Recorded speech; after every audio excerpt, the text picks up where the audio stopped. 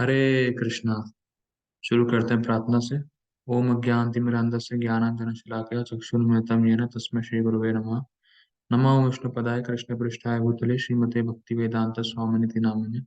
नमस्ते सारस्वती देवी गौरवाणी प्रचारिणे निर्विशेष शून्यवादी पाश्चात्य सारिणे। जय श्री कृष्ण चैतन्य प्रभु नित्यानंद श्री अद्वैत गदाधर श्रीवासादि गौर भक्तवृंद। हरे कृष्ण कृष्ण कृष्ण हरे हरे। हरे राम राम राम हरे हरे। तो हम लोग अपने टॉपिक को देख रहे थे, ग्लोरियस लैंड ऑफ इंडिया। तो उसमें हम लोगों ने ये चर्चा करी थी कल कि जो भारत देश है, जो भारत भूमि है हमारी, वो कितनी ज्यादा पवित्र है। और स्पिरिचुअल हेरिटेज या स्पिरिचुअल कल्चर भारत का कितना स्ट्रांग है कि बड़े से बड़े संत भी अगर उनको आध्यात्म के बारे में जानना होता है, वो भारत भूमि की तरफ रुख करते हैं, भारत भूमि की तरफ जाते हैं।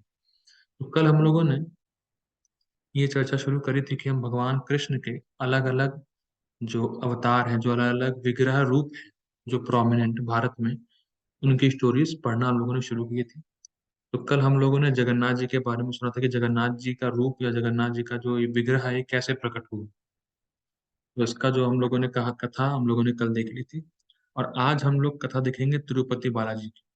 जो तिरुपति बालाजी हैं साउथ में, तो वो क्यों प्रकट हुए, किस कारण से प्रकट हुए, और उनकी क्यों पूजा होती है, क्यों उनको इतना दान दिया जाता है। से कई बार लोग ये कहते हैं कि तिरुपति बालाजी में इतना दान चढ़ता है, सही नहीं है, गलत है। तो गलत है, सही है, क्या है, इन सबको हम लोग चर्चा करने का प्रयास करेंगे। तो कथा यहाँ से शुरू होती है। इससे पहले वाले कृष्णा पार्ट में मैंने बताया था कि संतों के बीच में ये विवाद चल रहा था कि ब्रह्मा विष्णु महेश में कौन बड़ा है। तो संतों ने भृगु मुनि को चुना था ये पता लगाने को कि आप पता लगाइए कि ब्रह्मा विष्णु महेश में से कौन बड़ा है। तो भृगु मुनि, तो कथा तो बहुत लंबी है, मैं यहाँ पे नहीं लूंगा, लेकिन उसका सार ये था कि भृगु मुनि जाते हैं और विष्णु जी की छाती पे लात मारते हैं। तो विष्णु जी कहते हैं कि मेरी छाती बहुत कठोर है भृगु मुनि, हो सकता है आपको दिक्कत हो गई। तो छाती पे लात खाने के बाद भी विष्णु जी जो है भृगु मुनि को आदर पूर्वक बैठाते हैं और उनके चरण कमल धोते हैं और उनको सम्मान करते हैं। अब क्या हुआ, तब फिर भृगु मुनि कहते हैं कि ब्रह्मा विष्णु महेश में विष्णु सुप्रीम है। तो अब यहाँ से कथा शुरू होती है। तो जब भृगु मुनि विष्णु जी की छाती पे लात मार देते हैं, तो जो महालक्ष्मी है, जो विष्णु जी की चौबीसों घंटे कहने का मतलब तो ये तो समय के अंतराल में आ गया, जो एटर्नली शाश्वत काल से भगवान विष्णु की सेवा कर रही हैं, वो लक्ष्मी जी बहुत दुखी हो जाती है, उनको बहुत ऑफेंडेड हो जाती है, उनको अपराध लगता है कि ये कौन भृगु मुनि है जिसने मेरे पति को लात मारी। उनको बड़ा दुख होता है, उनको बड़ा गुस्सा आता है। और तुरंत ही महालक्ष्मी वहां से वैकुंठ से निकलकर पृथ्वी पे आती और पृथ्वी पे बहुत घोर तपस्या करती। तो पृथ्वी पे जिस स्थान पे महालक्ष्मी आती है तपस्या करने के लिए, उसका नाम है कोल्हापुर। साउथ में मिलेगा आपको। तो महालक्ष्मी जो है तपस्या करने के लिए आ जाती हैं। अब क्या है, अब सीन 2 में ये होता है कि भगवान विष्णु जो होते हैं वो भी अपनी अन्य लीलाओं को पृथ्वी पर करने के लिए, भक्तों को आनंद देने के लिए, वो भी वैकुंठ छोड़कर भूमि पर आते हैं। तो जो जहाँ जहाँ विष्णु जी आते हैं, तो वो एक बड़ा सा पर्वत है और टेमरिंड ट्री है। पुष्करणी, एक पुष्करणी जगह है साउथ में, वहां पे वेंकट हिल है, वेंकट पर्वत है। तो वहां पे महाविष्णु आते हैं तपस्या करने के लिए। अब वो कोई तपस्या करने आते हैं, वो तपस्या करने आते हैं कि लक्ष्मी वापस वैकुंठ चली जाए। आप बात समझिए, भृगु मुनि के अपराध को लक्ष्मी जी ने बहुत पर्सनली लिया, लक्ष्मी जी गुस्सा हो गई, तो वो तपस्या करने के लिए पृथ्वी पर आई। और भगवान विष्णु लक्ष्मी जी की वापसी के लिए तपस्या करने के लिए पृथ्वी पर प्रकट हुए और भी अन्य लीलाओं करने के लिए प्रकट हुए। तो अब भगवान विष्णु की सहायता के लिए ब्रह्मा जी और शिव जी भी पृथ्वी पर प्रकट होते हैं। और ब्रह्मा जी बनते हैं गाय के रूप, ब्रह्मा जी गाय के रूप में आते हैं और शिव जी गाय के बछड़े के रूप में आते हैं। और भी अन्य देवता पृथ्वी पर आते हैं भगवान विष्णु की लीला में सहायता करने के लिए। तो अब क्या होता है, जब ब्रह्मा जी और विष्णु गाय और बछड़े के रूप में आ जाते हैं, तो सूर्य देवता महालक्ष्मी के पास पहुंचते हैं और उनसे कहते हैं कि महालक्ष्मी देवी, जो ब्रह्मा और शिव हैं वो गाय और बछड़े के रूप में आए हैं, तो कृपया करके आप गाय चराने वाली माता बन जाइए। मतलब ऐसा महालक्ष्मी से कहते हैं कि आप गाय चराने वाली माता का रूप ले लीजिए और उन गाय और बछड़ों को ले लीजिए अपने अंडर में। तो ऐसा ही होता है, महालक्ष्मी गाय चराने वाली की रूप ले लेती है, और जो गाय और बछड़ा जो ब्रह्मा और शिव जी हैं उनको वो खरीद लेती है, उनके पास आ जाते हैं वो। अब क्या होता है, सूर्य देवता कहते हैं कि जब आप उस गाय और बछड़े को ले लें, लक्ष्मी जी से कहते हैं, तब आप उनको छोला, छोला एक राज्य का नाम था पहले जो साउथ में पड़ता है, तो छोला राज्य के जो राजा हैं उनको आप ये गाय और बछड़े बेच दीजिएगा। महालक्ष्मी सेम यही करती हैं, उस गाय और बछड़े को ले जाती हैं और छोला राज्य के राजा को वो बेच देती हैं। ठीक, ये हो गया। और वो जो छोला राज्य होता है वो जहाँ विष्णु जी प्रकट हुए थे उसके पास में रहता है वो राज्य, उसका मतलब अगल बगल था। तो अब क्या होता है, जब गाय और बछड़े छोला राज्य में पहुंचते हैं, जब राजा खरीद लेता है उन गाय और बछड़ों को, तो राजा के महल में जब तक गाय रहती है तब तक वो दूध नहीं देती है। तो अब क्या होता है कि राजा को बड़ी चिंता होती है कि अरे ये कैसी गाय है, दूध देती ही नहीं है, क्या है इसको। फिर क्या होता है, एक बार जो गाय, फिर राजा करता क्या है, राजा एक गाय के एक्सपर्ट को बुलाता है कि देखो भैया मैंने गाय तो खरीद ली पर गाय दूध नहीं देती। तब क्या करता है, जो जो आता है, जो गाय वाला एक्सपर्ट जो आदमी आता है, वो जो होता है गाय और बछड़े को वहां लेके जाता है जहां महाविष्णु रहते हैं, जहाँ तपस्या कर रहे हो। तो जैसे ही गाय वहां पहुंचती है तुरंत वो गाय सारा दूध महाविष्णु को दे देती है, या महाविष्णु को क्या कर सकते हैं, संतुष्ट करती है अपने दूध से। तो ये देखकर जो गाय का जो एक्सपर्ट है वो ये देखकर बड़ा गुस्सा होता है कि ये क्या चक्कर है, गाय यहाँ दूध दे रही है, राजमहल में नहीं दे रही है। तो बड़ा गुस्सा होता है और फिर करता क्या है, फिर उस गाय को जान से मारने के लिए वो एक तीर और एक्स फेंकता है। जैसे ही तीर और एक्स फेंकता है गाय को मारने के लिए, महाविष्णु प्रकट हो जाते हैं और महाविष्णु उसको रोक देते हैं।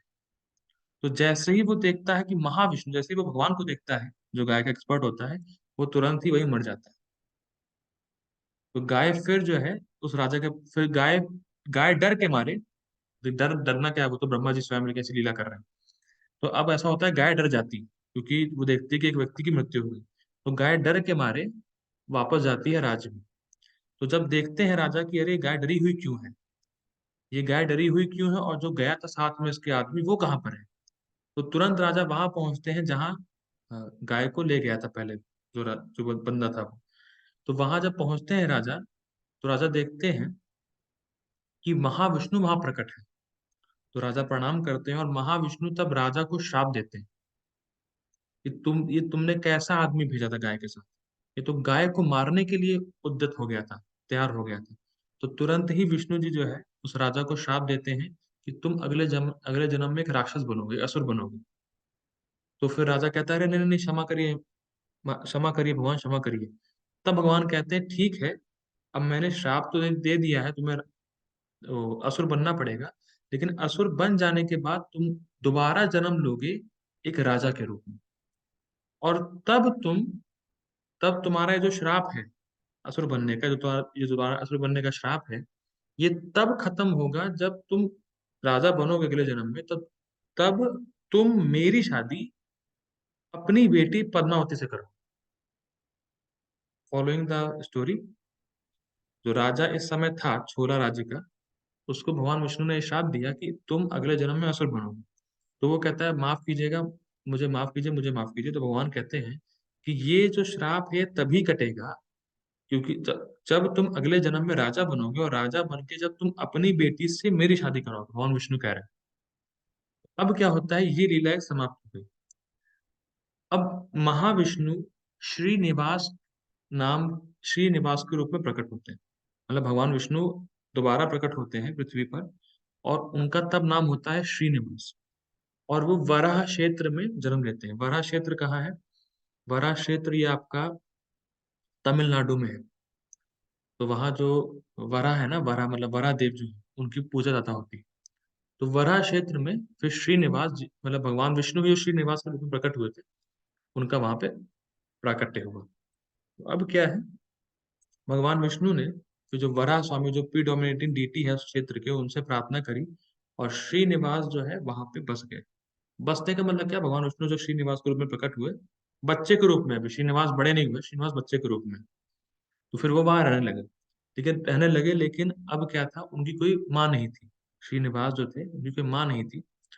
तब क्या हुआ, तब एक माता थी वकुल देवी, वकुला देवी एक माता थी।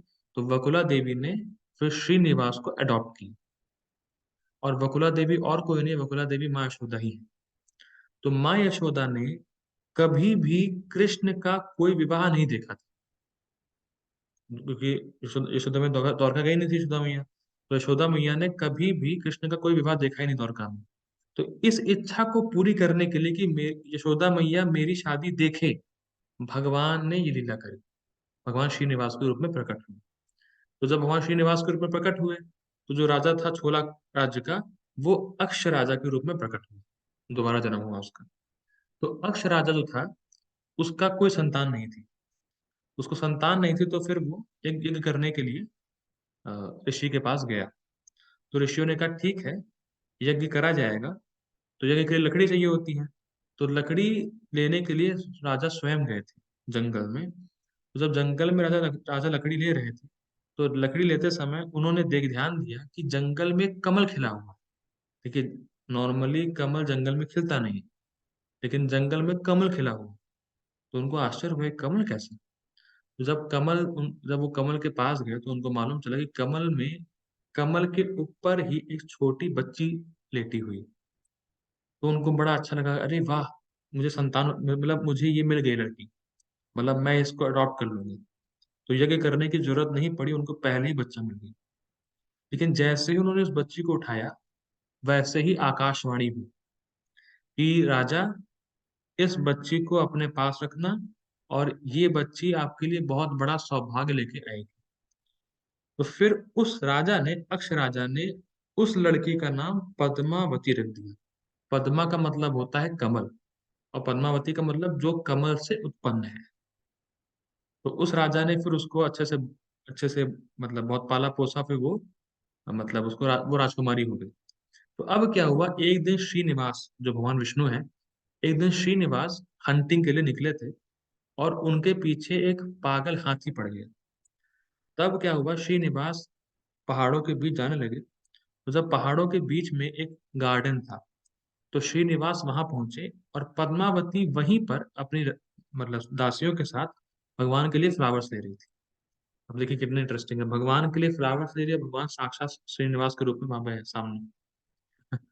तो भगवान के लिए फूल ले रही थी। तो जैसे उन्होंने देखा, पद्मावती और उनकी दासियों ने, कि एक पागल हाथी उनके पीछे पीछे आ रहा है, तो वो डर गई। और श्रीनिवास ने फिर कुछ भी करके, भगवान विष्णु ने कुछ भी करके, जो श्रीनिवास के रूप में प्रकट हुए, तो उन्होंने पागल हाथी को भगा दिया पीछे, मतलब वो पागल हाथी भाग गए। तो जब गार्डन में पद्मावती ने श्रीनिवास को देखा, तो पद्मावती के मन में इच्छा आई शादी करने की श्रीनिवास से। और श्रीनिवास ने जब पद्मावती को देखा, तो उनके मन में भी इच्छा आई कि शादी करूंगी मैं इनसे। तो भगवान श्रीनिवास बड़े ही मतलब, देखिए बहुत सुंदर है, जब भगवान ने देखा पद्मावती को, तो उनको बड़ा वो हुआ कि यही मेरी पत्नी। बहुत ही गंभीर बात है। जैसे जो क्षत्रिय का स्वभाव होता है, जो क्षत्रिय होते हैं, उनका उनको पता होता है कि अब मुझे इससे ही शादी करनी है। मतलब उनके अंदर फीलिंग आ जाती है। और यहाँ तो वो तो क्षत्रिय की बात है, तो भगवान स्वयं है। और भगवान की, और पद्मावती लक्ष्मी ही है, और कोई नहीं, पद्मावती लक्ष्मी ही है। तो भगवान विष्णु ने जो है, भगवान भगवान विष्णु को, जो श्रीनिवास के रूप में प्रकट हुए थे, उनको पद्मावती से शादी करने की इच्छा हुई।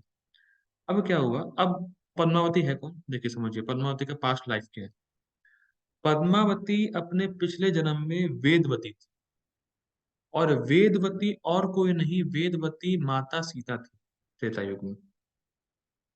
जब रावण माता सीता को किडनैप करने आया था, तो कुर्म पुराण में और स्कंद पुराण में वर्णन आता है कि जब रावण माता सीता को किडनैप करने आया, और जब लक्ष्मण जी ने अपना लक्ष्मण रेखा खींची थी, तो रावण उस लक्ष्मण रेखा को पार नहीं कर पा रहा।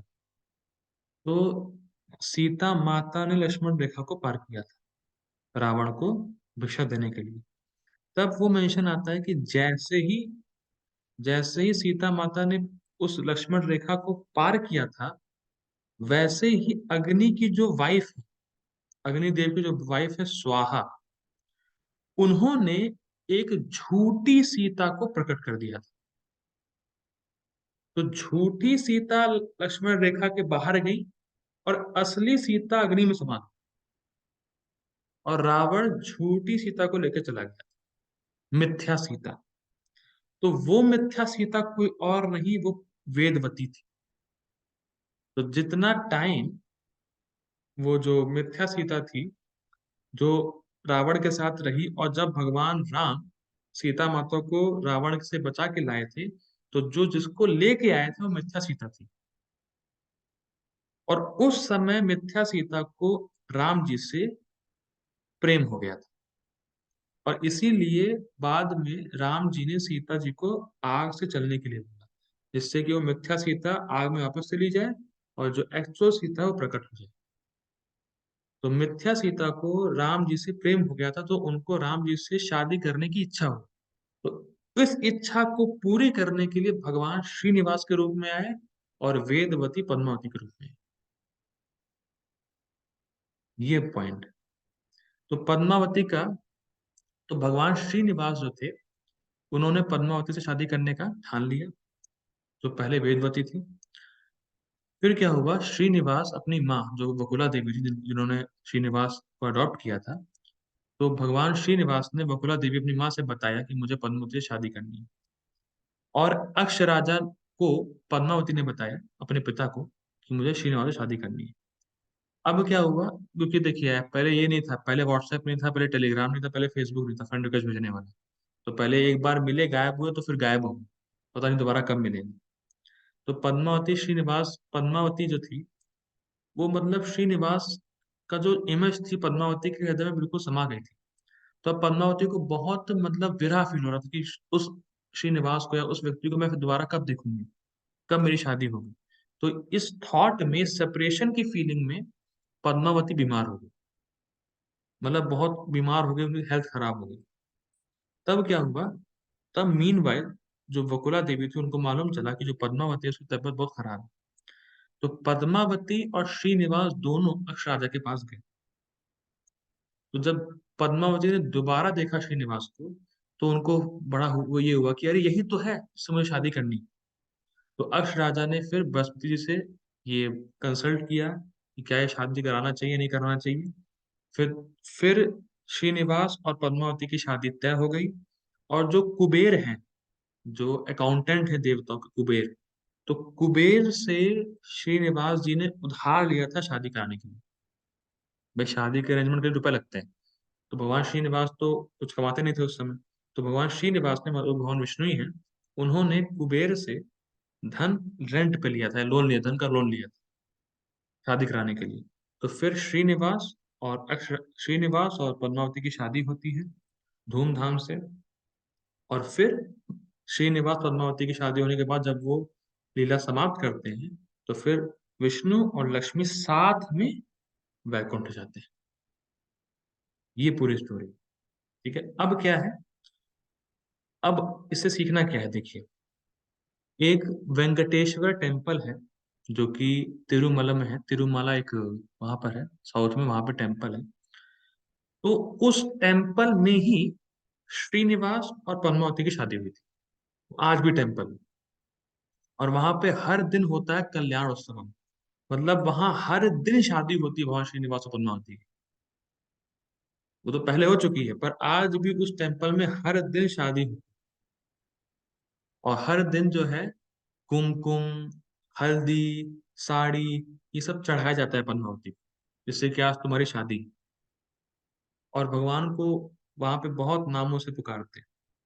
बेसिकली वहां पे जो मेन नाम पुकारते हैं वो है गोविंदा, वेंकटरमणा गोविंदा, गोविंदा ऐसा बोलते हैं।